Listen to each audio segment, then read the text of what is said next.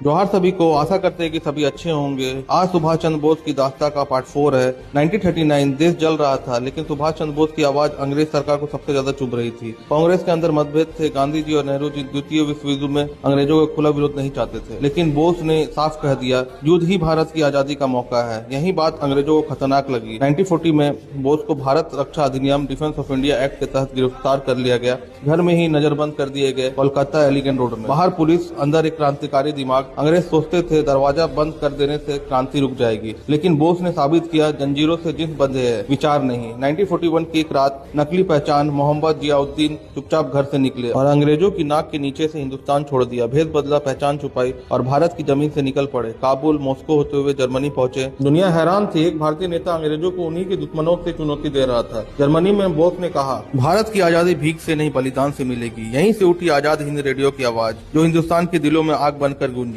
1943 Japan की मदद से बोस पहुंचे दक्षिण पूर्व एशिया और वहां खड़ी हुई इतिहास की सबसे साहसी सेना आजाद हिंद फौज। नारा गूंजा, तुम मुझे खून दो, मैं तुम्हें आजादी दूंगा। पुरुष, महिलाएं, नौजवान सब एक साथ खड़े हो गए। रानी झांसी रेजिमेंट बनी और भारत की आजादी एक सपना नहीं, एक मिशन बन गई। यह सिर्फ लड़ाई नहीं थी, यह आत्मसम्मान की घोषणा थी। मैं जाते जाते बोलना चाहूंगा, कुछ लोग इतिहास पढ़ते हैं और कुछ लोग सुभाष चंद्र बोस की तरह इतिहास लिख देते हैं। सुभाष चंद्र बोस अमर रहे। कल फिर मुलाकात होगी। थैंक यू, धन्यवाद।